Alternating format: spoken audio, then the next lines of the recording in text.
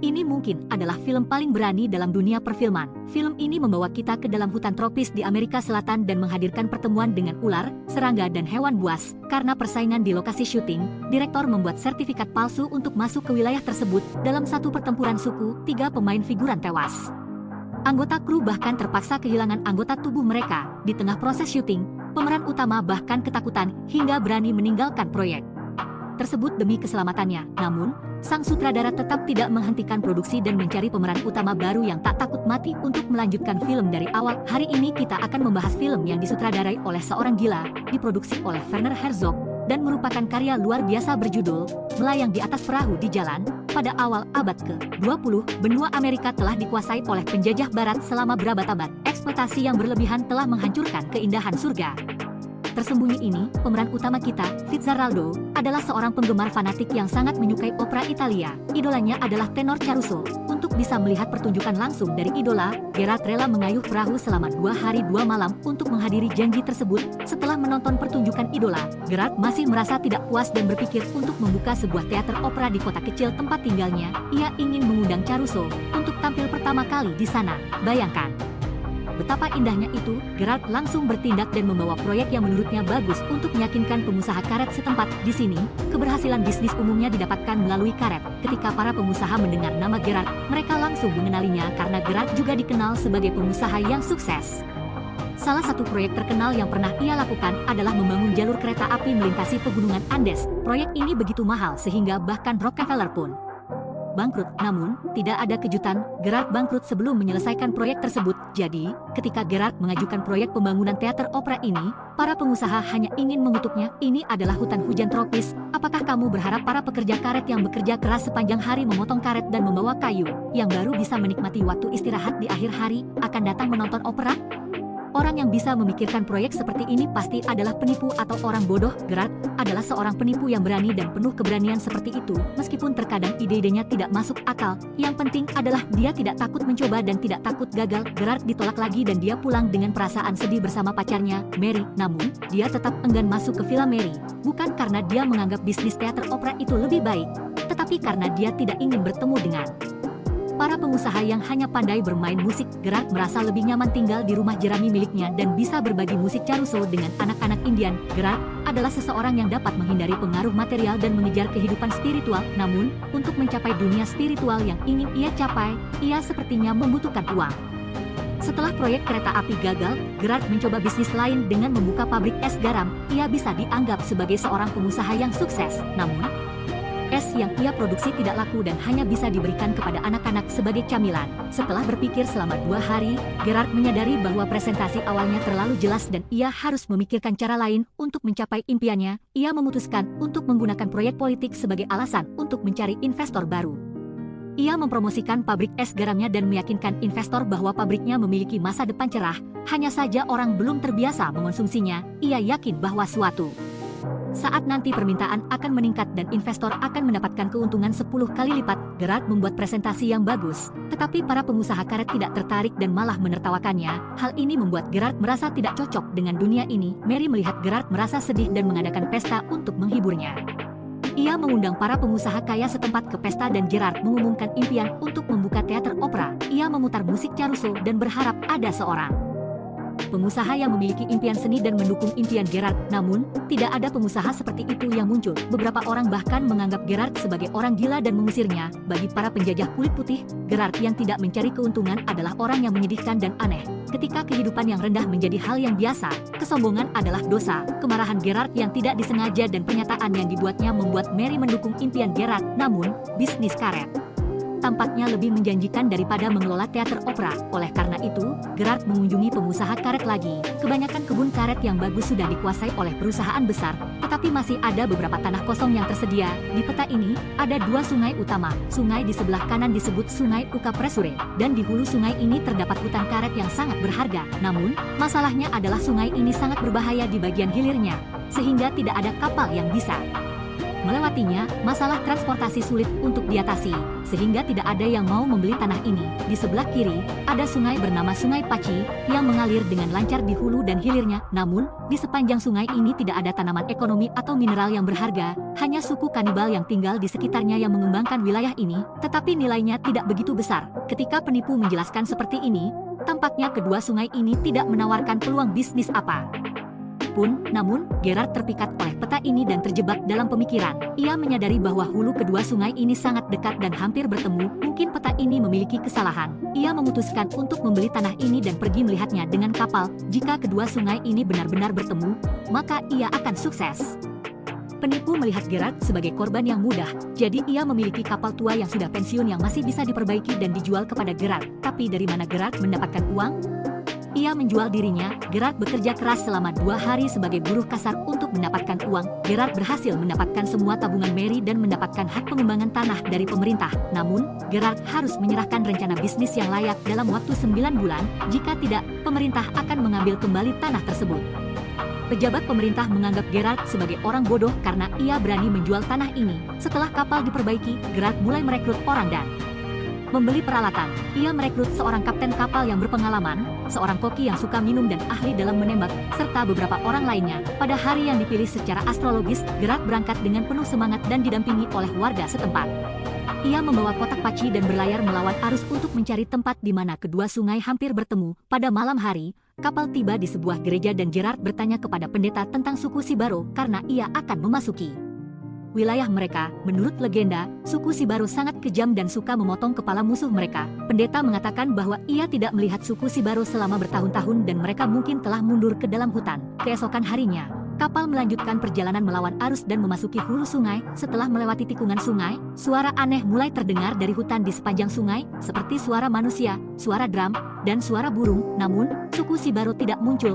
Tampaknya mereka hanya memberikan peringatan. Para awak kapal ketakutan dan bersiap-siap dengan senjata mereka. Tetapi Gerard dan kapten kapal menghentikan mereka. Ini adalah wilayah mereka, jadi mereka harus menunjukkan niat baik. Oleh karena itu, Gerard mengirimkan senjata andalannya, Opera Caruso, sebagai tanggapan. Untuk menghormati negara mereka, suku Sibaro akhirnya tenang ketika mendengar musik yang indah ini. Namun, pada saat senja, sebuah panah dingin menembus wajah salah satu awak kapal dan membuat mereka ketakutan. Gerard bingung dan bertanya-tanya mengapa mereka terus memberikan peringatan tetapi tidak menyerang. Koki yang suka minum, yang tahu sejarah penduduk asli, berpikir bahwa ini mungkin terkait dengan mitos 300 tahun yang lalu.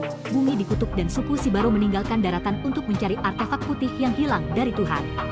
Setelah menemukan artefak tersebut, mereka akan mendapatkan penebusan dan masuk ke surga yang bebas dari rasa sakit dan kematian. Mendengar mitos ini, Gerard memikirkannya semalaman.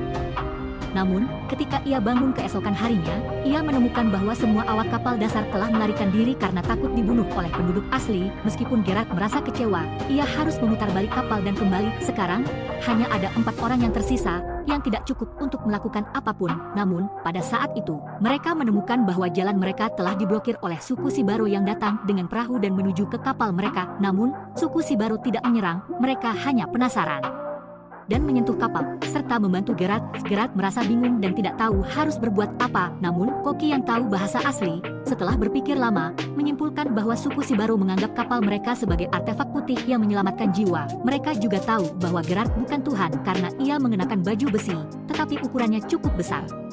Penjelasan ini cukup masuk akal, sehingga suku Sibaro tidak menyerang artefak tersebut, tetapi hanya mencoba menghentikan kapal. Gerard kemudian memutuskan untuk memanfaatkan kepercayaan suku Sibaro pada artefak putih tersebut. Ia melanjutkan perjalanan ke hulu sungai dengan suku Sibaro yang taat dan menemukan tempat yang dicari. Ternyata, kedua sungai tidak bertemu di sana seperti yang ia duga, tetapi hanya dipisahkan oleh sebuah gunung. Gerard ingin melakukan sesuatu yang mustahil, yaitu membuat kapal melompati gunung dan menuju ke hutan karet yang berharga. Awak kapal merasa kaget dan tidak yakin apakah Gerard gila atau tidak. Namun mereka tidak punya pilihan selain mengikuti Gerard yang ingin memanfaatkan suku Sibaro untuk mencapai tujuannya. Gerard meminta Koki untuk berbicara dengan kepala suku dan ia dengan cepat setuju untuk membantu mereka. Dengan demikian, Gerard mendapatkan tenaga kerja gratis yang tak terbatas. Pada awalnya, para penduduk Sivaro bekerja keras siang dan malam untuk memindahkan gunung dan menebang hutan. Namun, pekerjaan teknis harus dilakukan oleh Gerard sendiri, seperti survei lokasi dan peledakan yang akurat. Rencana perjalanan di jalan ini bukanlah ide yang tiba-tiba muncul di kepala Gerard. Sejak dia melihat peta, dia sudah merencanakan semuanya. Setelah beberapa waktu berjuang keras, gunung dan hutan yang curam telah diubah menjadi bentuk permukaan yang halus, memberikan kondisi dasar untuk kapal uap untuk mendaki gunung.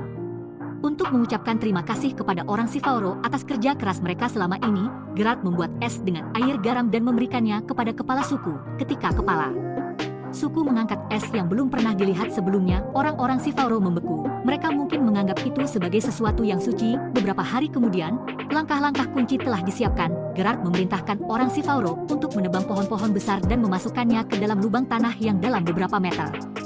Mereka menggunakan prinsip baja untuk membangun sistem roda kayu. Ada beberapa puluh kelompok yang semuanya didorong oleh tenaga manusia pada saat matahari terbit. Kapal uap secara resmi memulai pendakian dengan upaya keras dari banyak orang Sivauro. Mereka benar-benar berhasil mengguncang raksasa industri yang berat lebih dari 300 ton. Gerard sangat senang dan bersemangat, tetapi kegembiraannya tidak berlangsung lama karena kekuatan yang tidak merata. Satu kelompok orang tua tidak dapat menahan kayu dan kapal uap tiba-tiba menekan ke bawah, menewaskan beberapa orang Sivauro. Orang Sivauro mengadakan upacara pemakaman selama 2 hari dan 2 malam, dan semua anggota suku tetap diam. Hal ini membuat para awak kapal merasa sangat takut bahwa mereka akan berbalik melawan mereka kapan saja. Namun, setelah upacara pemakaman selesai, orang Sivauro kembali bekerja tanpa lelah. Gerard juga melakukan evaluasi atas kecelakaan besar ini dan menyimpulkan bahwa masalahnya adalah kurangnya daya. Namun, mereka pasti dapat menemukan cara untuk mengatasi masalah ini dan mengatasi kesulitan. Di bawah pengaruh kekuatan spiritual yang kuat dari Gerard, semua orang bekerja sama untuk merancang rencana perbaikan. Akhirnya, mereka menemukan solusi yang tepat dan mengusulkan untuk memasukkan kaki kapal uap ke dalam sistem roda kayu. Dengan cara ini, selama mesin uap dihidupkan, kapal uap dapat mendaki gunung sendiri. Ditambah dengan tenaga manusia dari orang Sivauro, daya dorongnya pasti cukup.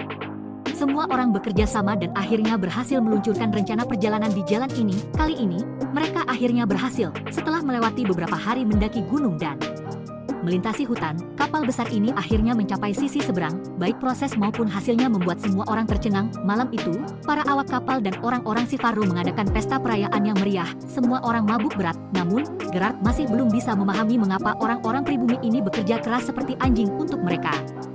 Ketika semua awak kapal mabuk tertidur, sang kepala suku mulai menjawab dengan tindakan. Dengan 3 tebasan yang kejam, dia memutuskan ikatan roh jahat. Tindakan itu juga memutuskan mimpi panggung Gerard. Ketika Gerard bangun keesokan harinya, dia menyadari bahwa dia telah terdampar di tengah aliran yang deras di tengah sungai. Itu adalah perahu selam. Kami sedang menyelam dengan perahu selam. Cepat, keluarkan kapal itu. Para awak kapal berjuang sebanyak yang mereka bisa, tetapi itu tidak berguna melawan arus yang ganas ini. Gerard hanya bisa melihat dengan mata terbuka lebar saat kapal terombang-ambing dan terbanting-banting. Beruntung tidak ada yang terluka parah. Kelompok kepala suku masih ada di kapal.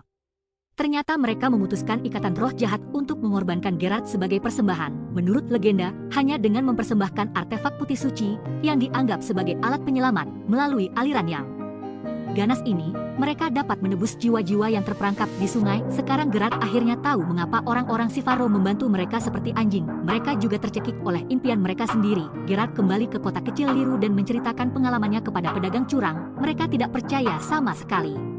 Mereka menganggap semua itu hanya mimpi buruk Gerard untuk menutupi kegagalan mereka. Impian yang sombong bertemu dengan kenyataan yang pahit. Ini adalah hasil yang disukai oleh orang-orang biasa. Gerard ingin sangat membuktikan bahwa dia tidak salah, tetapi dia ragu-ragu. Dia merasa tidak perlu membuktikan apapun. Dia telah menciptakan legenda, menciptakan keajaiban. Itu sudah cukup. Apakah orang lain setuju atau tidak, itu tidak masalah. Gerard hanya berpikir tentang bagaimana membangun teater selanjutnya. Pada suatu hari, seorang pedagang mengatakan bahwa bisnis karet sedang bagus-bagusnya dan dia membutuhkan kapal untuk mengangkut karet. Dia menawarkan untuk membeli kapal tua milik Gerard dengan harga yang baik dan mengizinkannya untuk berlibur di Mars. Di sana, ada sebuah grup opera Eropa yang baru datang. Gerard setuju dan menggunakan uang dari penjualan kapal untuk mempekerjakan grup opera tersebut dan mengadakan pertunjukan di tepi sungai di kota kecil. Pertunjukan ini lebih menarik daripada opera tradisional dan Gerard ingin menyebarkan keindahan opera ke seluruh sungai Amazon. Gerard merasa bahwa perbedaan antara seorang jenius dan orang gila bukan hanya tentang apakah mereka mencapai kesuksesan yang didefinisikan oleh masyarakat, tetapi juga tentang keyakinan mereka bahwa segalanya mungkin terjadi.